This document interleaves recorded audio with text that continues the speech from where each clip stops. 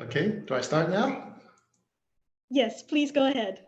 Thank you. Okay, great. I'm just happy everyone can hear me. Okay, I am Casey Lartigue, co-founder of the Teach North Korean Refugees Global Education Center, coming to you live from our office here in Seoul, South Korea. And today, first of all, let me go ahead and turn on my PowerPoint for you. So first of all, I do want to thank KOTESOL for featuring TNKR again. And also want to thank everyone within TNKR who has helped us grow into such a wonderful organization. Okay, so for today, I'll start off with, first of all, how I can help, which is a question I was asking back in 2012. And then the question I had to address is, was my help really helping? Then, oh, let me see, make sure I'm doing this the right way. Am I sharing my screen yet? No, I'm not. Okay. Okay, so let me go ahead and share the screen. Can you see?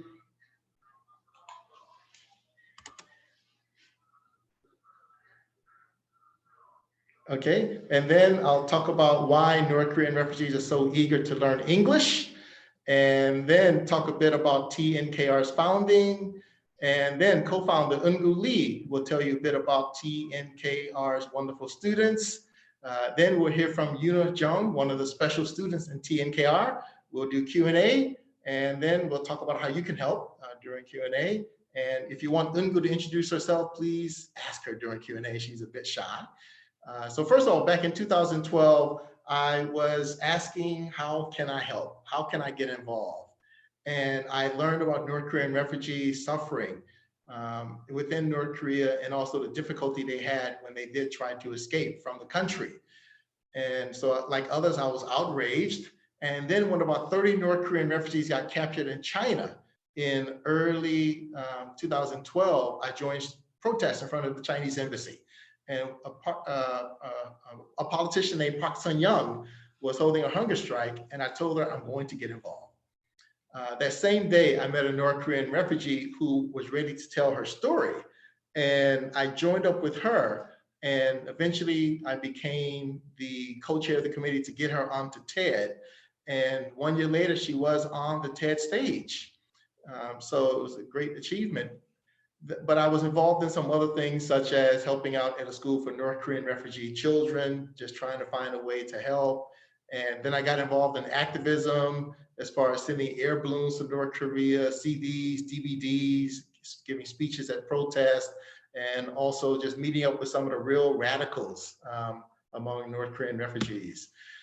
Enough so that I got named to one of those Kim Jong-il enemies list and became known as the American known in North Korea, although it's a bit exaggerated. But I had to address the question, was my help really helping? Because some of the North Korean refugees I had gotten to know felt comfortable enough to tell me that, you know, it's nice what you're doing, but it's not really helping those of us who've already escaped from North Korea. So I had to reflect on that and think about, you know, what could I do to really help? Because I started to learn that after refugees arrived, that they went through a difficult process. You know, first of all, getting investigated by the South Korean government to make sure they're not spies. And they would get some government support, but they were still suffering from a variety of things, such as PTSD and physical illnesses and depression, discrimination, and going through an identity crisis. And there were some negative outcomes, such as high unemployment and low job skills, and also incomes were much lower. So I was looking at those different things, but I kept hearing that we need English. Okay? That North Korean refugees really need English. Now, first of all, if you're a teacher in South Korea, you're quite familiar with Konglish, and it's something that, you know, some of us may kind of giggle about, but for North Korean refugees, it's a real challenge. The mixture of English into the South Korean language makes it difficult for them when it comes to job opportunities, comes to employment opportunities. Also, there was some research out there and also surveys among North Korean refugees, such as North Korean refugees reporting that foreign languages, especially English, were one of the top barriers for them in adjusting to South Korea. A large percentage of North Korean refugees would drop out of college, and 1/3 of them cite English as a major factor. There have been researchers who've looked at this.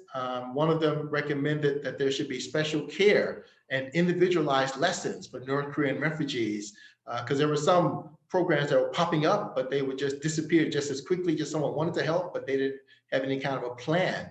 There have been others, such as Janjin Sung, who says that North Korean refugees need to learn English because it can help them as part of their adjustment, because it can help them gain confidence as humans, because the individuality is stripped from them at birth when they're in North Korea. So that's where TNKR comes in. Okay, so our little project started back in March of 2013.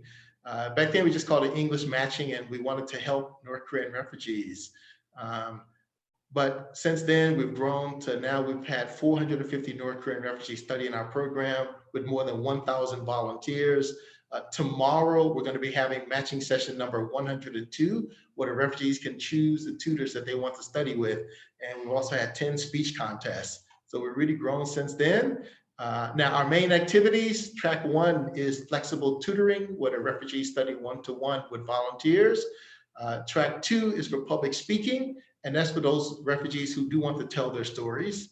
Track 3 is mentoring North Korean refugees for education and employment opportunities. And then a volunteer leadership academy, that's our project for those volunteers who want to help beyond teaching. Okay, so North Korean refugees find us. We don't look for them at all. And the young lady who's covering her face, she came, so we would have our matching session starting at 2 p.m. And she arrived at our office at 1 a.m. And the reason is that she wanted to be able to choose the teachers first. Okay?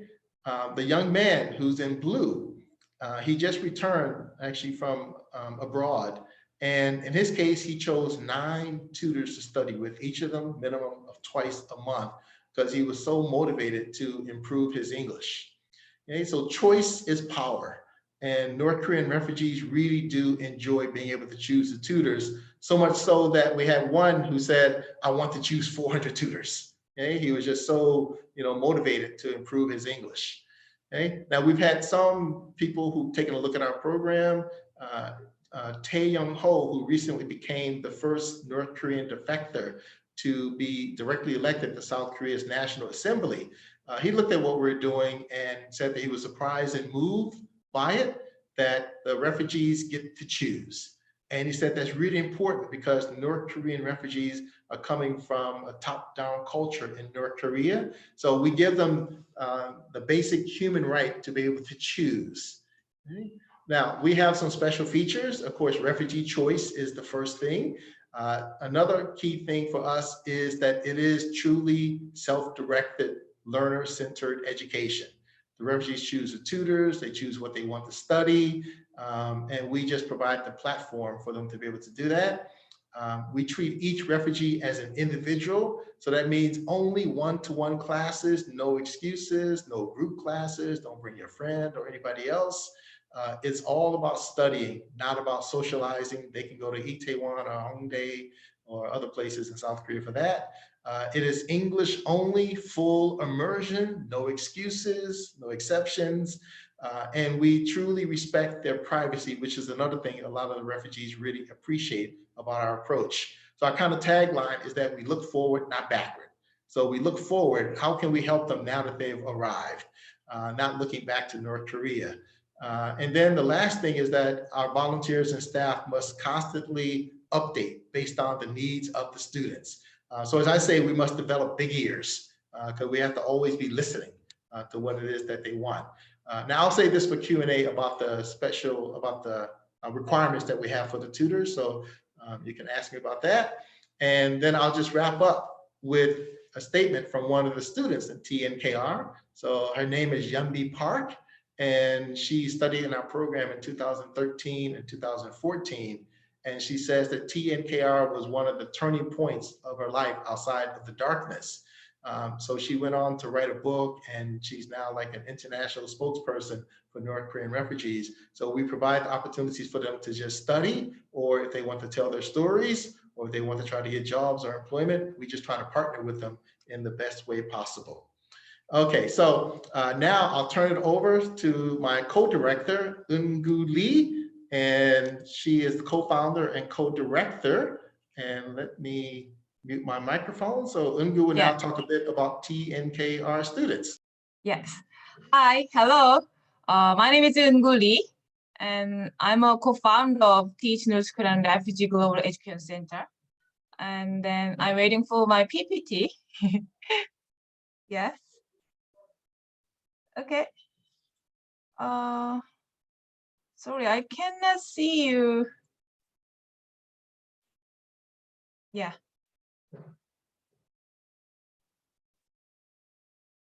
Yeah, thank you, Casey. Okay, so I will talk about the TNKR students in detail. First, I want to talk about the gender of students in TNKR. It is since 2013 to up to now, we have more female, like more than 70% female students than the male students. And the type of student who join which students join TNKR, most of the students are from college and graduate school, around the 60%. And then employment status, like 28%, and other type of, such as job hunting, preparing university, they are 12%. It's up to 2020.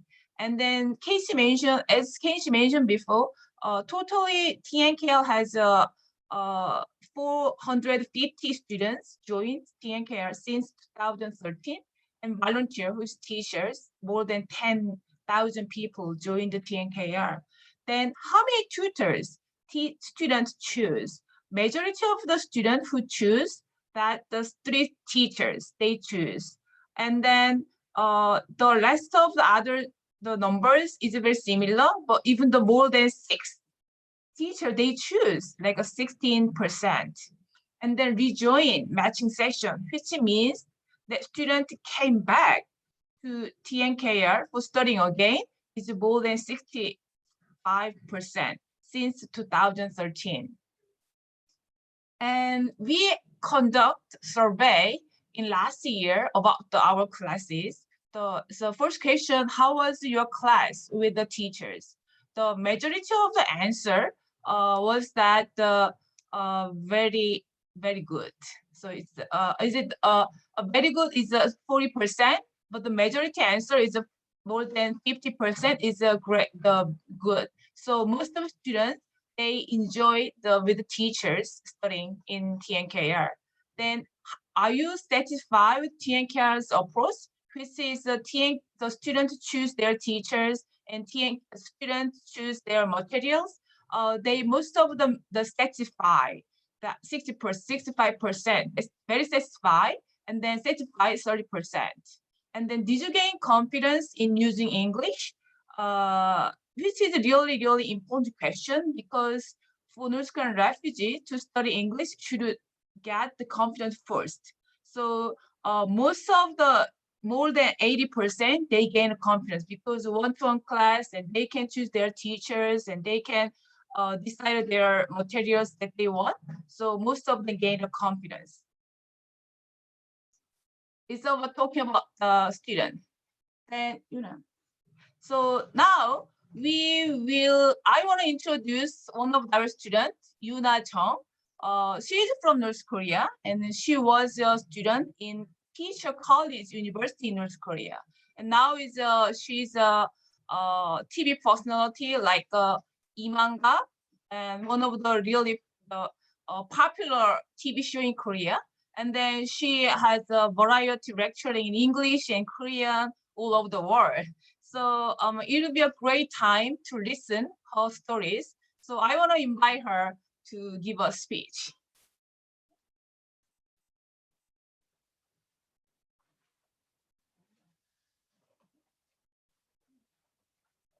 Hi, everybody. Nice to meet you. My name is Yuna.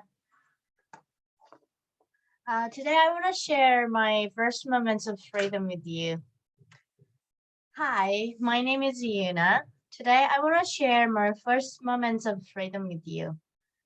The moments may seem like nothing to many of you, but I can assure you that they are very precious and special to me. When you are born free, it may be difficult to see how precious freedom is. How easy it is to take freedom for granted without ever thinking about the consequences of being without it. Some say that ignorance is bliss.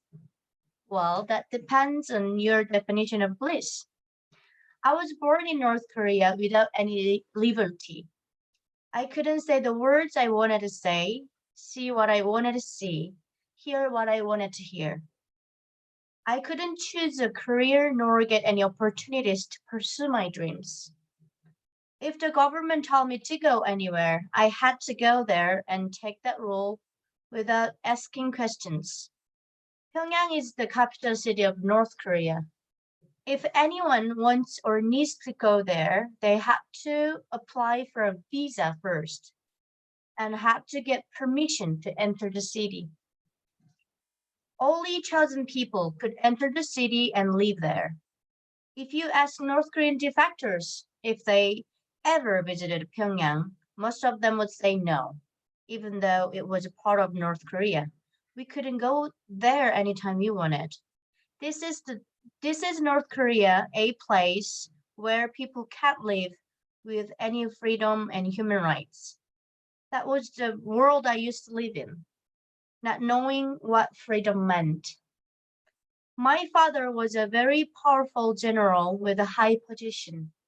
So I went to one of the most prestigious universities in North Korea. I thought I had everything until one day I woke up. My mom also opened her eyes and found out the government wasn't right, even though she used to be very loyal to the government. So she tried to escape, but she failed. So she was forced to go to a prison camp. She had to crawl through the mud while guards beat and insulted her. In North Korea, everyone is a slave, no matter who you are. That was the world I used to live in. The North Korea government considered my family to be very obedient and loyal. Still, we watched South Korean dramas in secret at home, which was forbidden. One day, I saw something very unfamiliar in a drama. It was a protest. People were protesting the South Korean government and not getting it shot. So in that moment, I knew that these people had a real freedom. They could stand up against the government. So I decided to escape.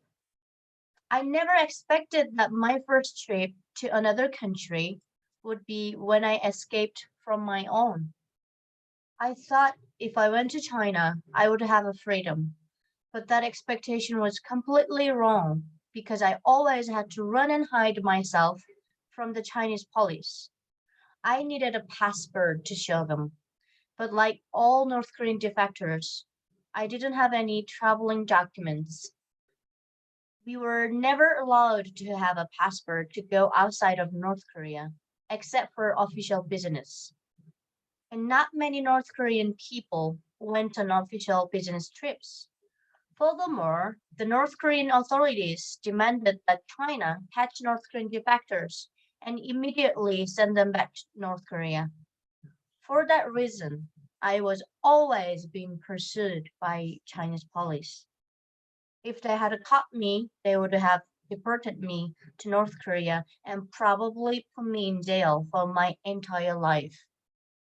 Luckily, my aunt escaped to South Korea before me and helped bring me here, and where finally my first taste of real freedom began.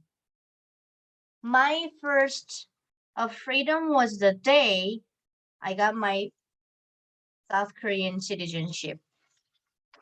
I was happy and looked forward to living out my dreams in this country that felt like a gift to me.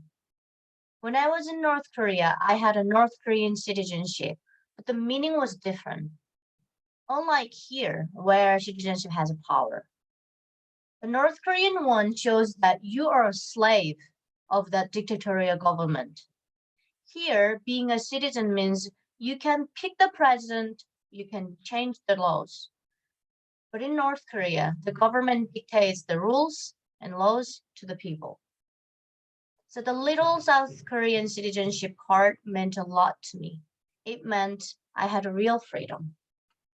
My second moment of freedom was the day I got my driver's license. I never thought that I could drive with my own car in my entire life because it is almost impossible to own a car in North Korea. Back home, I dreamed of going to South Korea all the time. Watching South Korean dramas taught me a lot. I found that a lot of things were different than the North. That South Koreans could drive and go anywhere where they wanted, wherever they wanted. It seemed like they had real freedom. Who says dreams cannot come true? Cinderella's wish was granted and led me here today. My third moment of freedom was the day I got my passport. Can you picture someone actually getting a passport who never thought they could? How exciting would that be? If I had a passport when I escaped, I would have avoided the dangerous experiences in the countries I went through on my way to South Korea. So then I suddenly had an idea. What if I went to China with this powerful document? So I did. I wanted to show and teach the authorities that they can never stop someone who really desires to have something so desperately. It felt so weird, so delightful. I felt so refreshed, like I had colonized the colonizers. Kim Jong-un has ICBMs and missiles, but he cannot go anywhere freely. But I have a passport. I can go America, Europe, and anywhere in the world. So I feel like I had more freedom than Kim Jong-un. He thinks he can control all North Korean people, but he cannot. My escape was like a scene from a drama. That one little girl escaping her own country, leaving behind her hometown with the childhood memories and everything. She tried her best to take in the last scene of her home. She knew she loved her hometown, but she also knew the government didn't let people live in freedom and they didn't care about human rights. So she swallowed her tears and crossed the Tumen River to have a better life with the freedom and human rights. So please be thankful what you have right now and count your blessings for not being born in North Korea. In your daily life, please think about the small things that you take for granted and know that to people like me, they are very precious. Who says dreams cannot come true? It did for Cinderella and it did for me. You are so lucky to not be born in North Korea. Thank you for listening to me. God bless all of you.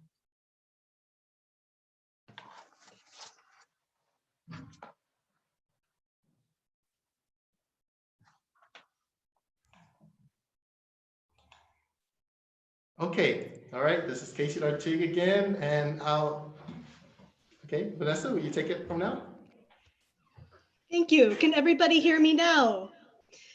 It's nice to meet you. I'm Vanessa Virgil. I'm the program director for the Korea TESOL National Conference. I want to first thank you for joining us and supporting the ELT community through this online event and by practicing social distancing. And I want to say a special thank you to our guest speakers, Casey Lartigue Jr., Eunkoo Lee, and Yuna Jung from Teach North Korean Refugees. And thank you for sharing your stories with the KOTESOL audience. During this time, everybody, and especially nonprofits like KOTESOL and Teach North Korean Refugees, have been badly affected by the COVID-19 pandemic. So it's important that we work together through collaboration and we can further support all of our students.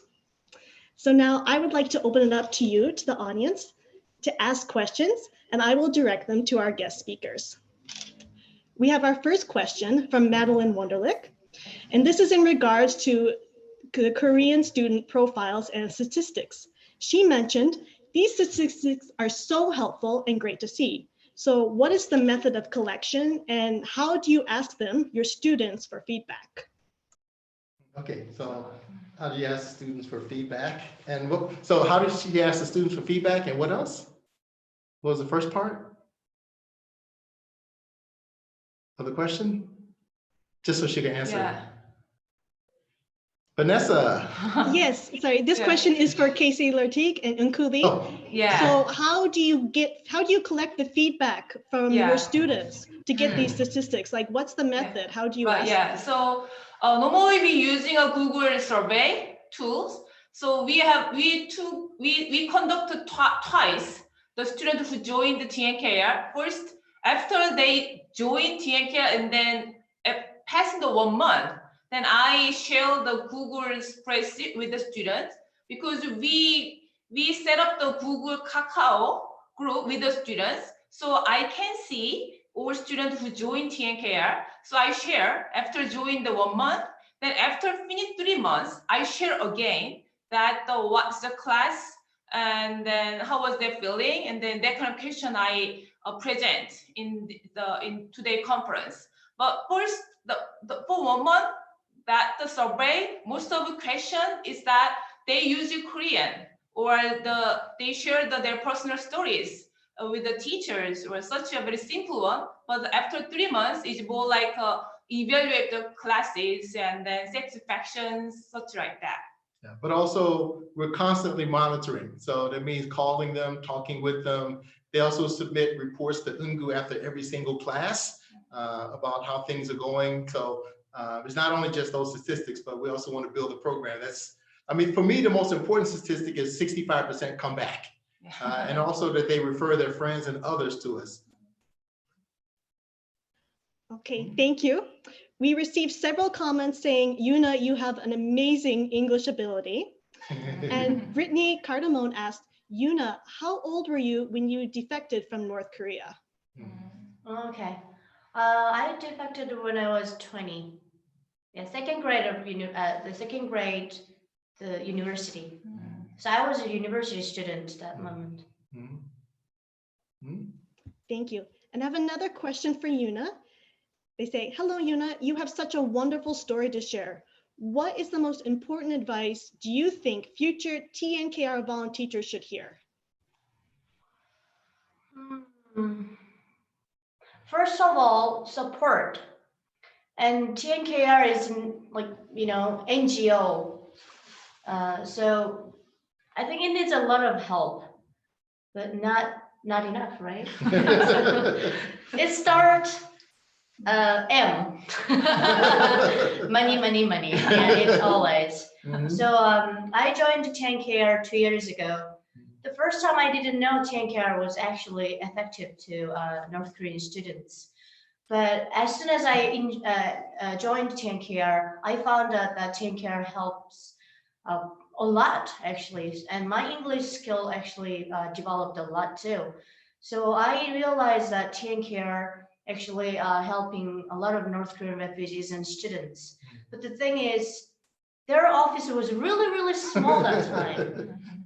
Only 5 people fit. It was really, really small. And volunteers and supporters and it needs still help. Yeah, I want to say, when she first came to us, she kept saying, why didn't anybody tell me about this? Right. Like 5 times. But I think they want to hear a little more about what should the volunteers know about teaching North Koreans. Is that right? I think that was part of the question also. What is it that volunteers should know about teaching North Korean refugees? I hope I heard that correctly. Oh, okay. North Korean students actually, they don't want to share their own story at the first time, right? They're very skeptical and not trust them at the first time. So maybe they're afraid to ask them personal questions, but just keep the distance. the first time. You don't need to know them first. Just give them English lessons and skills, and teach them how to speak and how to improve their English skills. So just don't get too close. They're very unsafe. So yeah, that's I think most you need to be careful with them, because some of them are living here alone, and their siblings and parents are still in North Korea. So it might be not nice to ask them about their family problems before maybe they wanted to say to you, but yeah. I think that's, you need to be careful. Okay. Okay. Yuna, you seem very unafraid to share your own story with the world, which I know is not typically always the case. Right. I want to ask Casey and Eunkoo, do you find that people are, or the students that you have, they're reticent to share their experiences, or they don't want to talk about it? Or do you find that they're eager to share and talk about their history? Okay, so we've had 450 North Korean refugees study in TNKR in track 1. Track 2 is for public speaking, and probably about 60 have joined track 2. That's even though they know that they can have the opportunity to give speeches, maybe to write a book. Most North Korean refugees are not interested in trying to do so. Now, that's like people around the world. A lot of people don't give speeches or write books, and it's similar for North Korean refugees. We actually divided TNKR in half in 2014. So track 1 was just for tutoring, and track 2 will be for those refugees who do want to tell their stories, but there's no pressure on anybody. We don't care which way they go. It's their choice. And Yuna has studied in both track 1 and track 2 of TNKR. So track 1, don't talk about your personal things, but track 2, let's help in any way as far as telling her story or whatever thing she wants to talk about. That makes a lot of sense. And I have another question for Yuna that's somewhat related. So Yuna, you're obviously a very highly fluent English speaker now. You do a lot of guest appearances on TV shows. You give a lot of speeches at local schools and at government agencies. Did you learn all of that in South Korea? Or Nicole Dome has a comment. She asks, what was your experience of learning English in North Korea? Okay. As I told you guys that I went to one of the prestigious university in North Korea.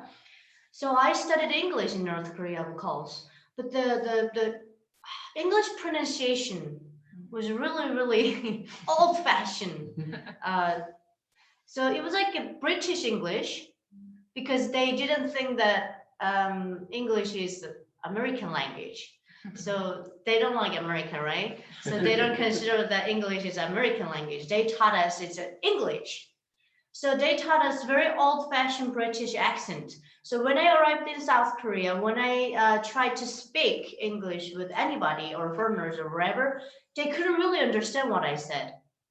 So that time I realized that my pronunciation was really, really bad. So the time I knew that I need to change or improve my English speaking skills. So I really, really wanted to join the TNKR, but I didn't know TNKR would exist. That's why that was my complaint. So I went to Jigucheon Church. The name is Jigucheon Gyohae. It's a church, Korean church, but it has English part. So I went to church, and then I tried to make some English friends. So I made them. I was crazy. I just followed them all the time in the cafeteria. That I actually confessed that I escaped North Korea. First time they were shocked and they avoided me and they thought I was crazy woman. But I just pursued with them more and more, and they finally believed that I was North Korean. And I asked them directly, I need your English skills, so please teach me. So they gathered 5 people and they start to talk me. But as you know, like foreigners, they always not settle down in South Korea. They always go back to their country. So I lost them all. So And after 3 years, I found a TNKR. So So you study English in North Korea Yeah. from the middle and high school or university? I started from middle school. Okay. Yes, Mm. not elementary, but middle school And high school. and until high school. Because I heard that some North Korean refugees studied in Russian. Ah, right, English. right, Yeah, right, right. So before 1995, the Russian calls still in every schools, but my parents also they took Russian class. But the government changed because the Soviet Union was collapsed, and they actually catch the world. So they decided to make English class. So only my class was English class. We have like 3 classes, but the other classes were Russian classes, but mine was only English. So I was lucky actually. Okay, yeah. I have a question for you. Did you find your Russian lessons more effective than your English lessons? For nowadays, yes. If the unification comes tomorrow or sooner or later, the Eurasia rail will be crossing the Russia. So there's like Vladivostok and Khabarovsk, something like that, that actually close to North Korean border. So nowadays, I think that Mandarin and Russian also very important languages. Thank you. Thank you, Yuna. We've gotten some more comments.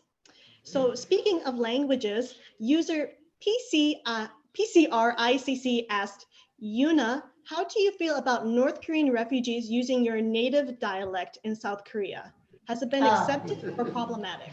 Wow, that's very thoughtful questions. Actually, North Koreans have their very thick own accent. It's completely different dialect. And even the words are a lot of them different. So in my case, when I arrived in South Korea, I found out that my accent was really, really strong and thick. So I really didn't try to speak a lot, just say yes or not or something like that. So especially when I went to restaurants or coffee shops or wherever, they use a lot of English words and some Konglish also. So I didn't know that. And the accent was really, really thick. So they considered me as a Korean Chinese. So that makes me a little uncomfortable and upset because, you know, we're same nation and same Korean, but they thought I was Chinese. So that time I realized that I need to change my accent. So I practiced a lot. So I actually changed my accent, but since I was on the defector show, they want me to speak my own accent. North Korean. Yeah. You know how much I really spent time to change my thick accent? But the writers and the crew asked me, oh, please, Yuna, you need to speak your own Pyongyang accent. I was like, oh my God, you guys, you're kidding me. So because of the show, my accent actually came back to North Korea again. So nowadays I'm using my own accent. But South Korean people recognize me because I'm on TV. So they think that North Korean accent is beautiful sometimes, and it's okay. You know, it's our language. You know, it's the Korean Peninsula language. So they told me, don't change your accent, use your accent, and then give the South Koreans the chance to hear North Korean accent. So it's a good thing. So that makes me happy, and I don't really think I need to change my accent again. Yeah. Thank you. That might actually be somewhat related to another question we had, which is, what was your biggest struggle in South Korea? Was it the language, or did you have other difficulties? Yeah, first of all, the language, yes. Not only me, all the North Korean defectors, they have problem with the languages. And then secondly was the discrimination, misconception. The South Korean people think that North Korean people are like terrorists. You know, we didn't even know Kim Jong-un actually had ICBMs and missiles. They didn't really teach us about their nuclear bombs and whatever. But they consider that North Korean people support what Kim Jong-un want to do, but not really true. Defectors, they escaped North Korea because they didn't like their government. So they think that North Korean people are a little bit like harsh or strong, and the other one is they think that North Korean defectors don't have good education background, but that's wrong. Some of them, yes, maybe a lot of them, because of the food or whatever the system was actually, you know. So, but my case was that I went to university and I graduated high school. So that means you need to hear every single different defector stories. Just don't judge, don't get any judgment from only one person. Just try to listen to the other stories, and you know, everyone has different stories. So yeah. Thank you. We've gotten several more questions, so I'm going to go in order. This is a question from Emily Balamut. Are there problems with refugees and American tutors due to the anti-American propaganda experienced in North Korea? Oh, so means that defectors came to South Korea and still have problem with Americans? Because of the propaganda. Okay. I think some of them, but as I told you, defectors, they brainwashed when they were in North Korea, but they escaped North Korea because they hate their government.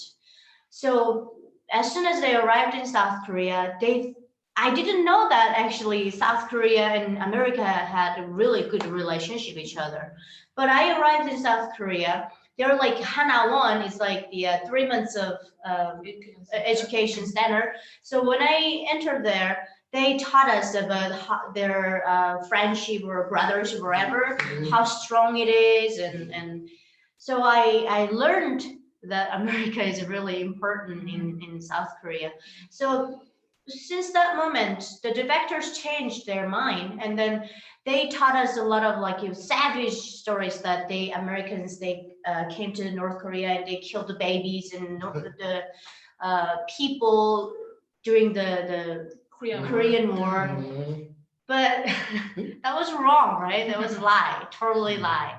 And yeah, so they taught us a lot of important things and what's going on nowadays. And most of them, defectors, they actually love America. They want to know America, and they want to study in America. They're like big fan of America. Yeah. Okay. I'll just add a couple of brief things. I hope it's okay if I curse, Vanessa.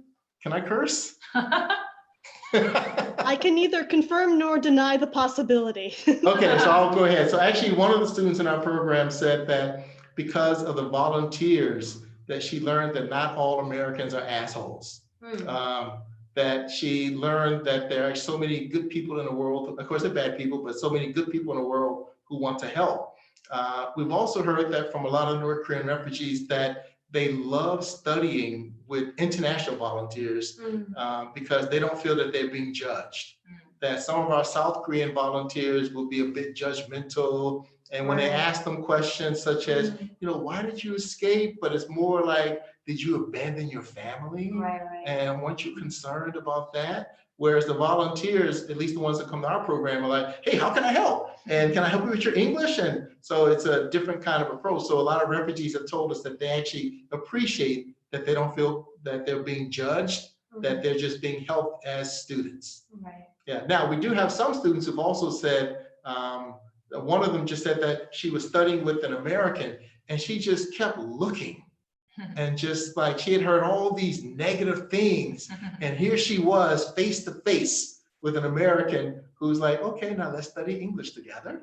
Yeah, so for her, just realized maybe some of the propaganda was wrong. Okay, thank you. We have a couple questions, but only a few more minutes. So one question is from Victoria Schmitz.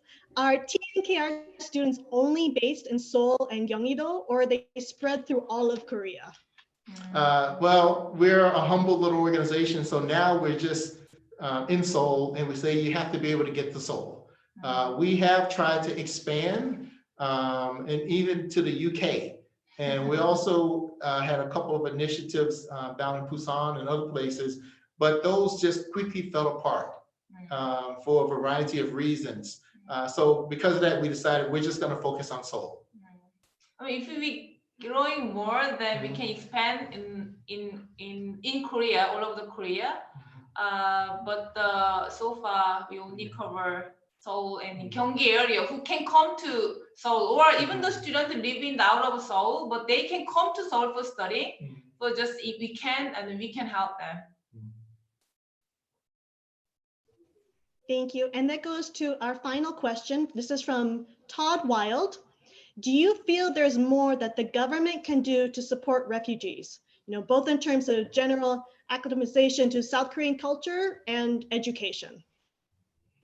Government can Yeah, help. can government do more? Okay, I have no opinion. So. Okay. Well, South Korean government to set up, to establish the special system, resettlement system for North Korean refugees. They start from, like, as Yuna mentioned, that the Hana-won, which is the initiative education center, especially for only North Korean refugees. And then after that, North Korean refugees get taken care of by the community center, which is we call, is a Hana Center. So refugee actually get a protection and then the benefit from the government. But my opinion is the problem is with the government policies that too much top down, because they try to really help North Korean refugees, but they kind of missing point is that they don't listen what North Korean refugees want. So as a system, maybe the implement is well and then very special way to help, but very specifically and practically what North Korean refugees want. That is more important for North Korean refugee side, my opinion. So that point, maybe NGO and then private organization can help with the hearing and voice. Based on the voice of North Korean refugees, then it's much better policies for North Korean refugees. Or anything? Thank you. And there was a comment left back in the scroll that I just saw. This is from Oliver Brown. How can the general public help North Korean refugees and TNKR? Okay, you can start with North Korean refugees. How can people help North Korean refugees? How can you help? What do you think? Like generally, I don't know, like North Korean defectors, when they come to South Korea, if they want to study wherever, I believe they would think that English is the most important thing that first of all they need to learn. So without knowing English and living in South Korea is really, really difficult. Even there are a lot of Konglish. So I don't know how many like TNKR NGO groups are in South Korea, but TNKR is the most biggest one, right? Wow. And popular and language and effective, and actually it's active all the time. So just support TNKR, and that's the only way TNKR can help a lot of refugees. Like as many audience mentioned that there are only one TNKR in Seoul, but like or Busan or wherever, a lot of defectors are still living in Busan area and the countryside. So I think TNKR need to more like expand and more places in South Korea so they can help country who living in countryside. Okay, lovetnkr.org is our website.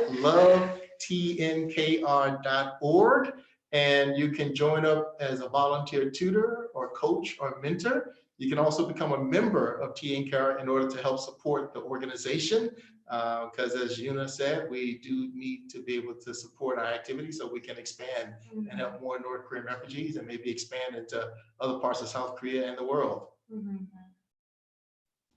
Okay, thank you so much. I am afraid that we are out of time, and it's almost time for our next invited speaker to talk. So I want to thank everybody for watching and for all of your wonderful questions. I want to thank Eunkoo Lee and Casey Lartigue. Thank you for telling us about TNKR and the work that you do. And especially thank you to Yuna Jung for talking about a student experience that we often don't get to hear about. Speaking as someone whose home country is America and my adopted country is Korea, I find that there's a lot of misunderstanding or misinformation or just no information at all about North Korea or North Korean refugees' experiences. So thank you for being willing to share. If you would like to learn more, please do go to their website, lovetnkr.org. As part of KOTESOL Gives Back special session, we are offering a fundraiser. You can click the link just below this video. It will take you directly there. You can pay on their website, donate a little amount, or through PayPal, and you will be entered into a raffle drawing for prizes contributed by Korea Mac and PC Guys and Butlers Korea. Thank you so much for watching. If you have more questions or if you want to talk to TNKR more, I encourage you to go onto our conference Slack channel, and we will be happy to talk together and collaborate further. Thank you. Thank you. Thank you so much. Bye. Bye.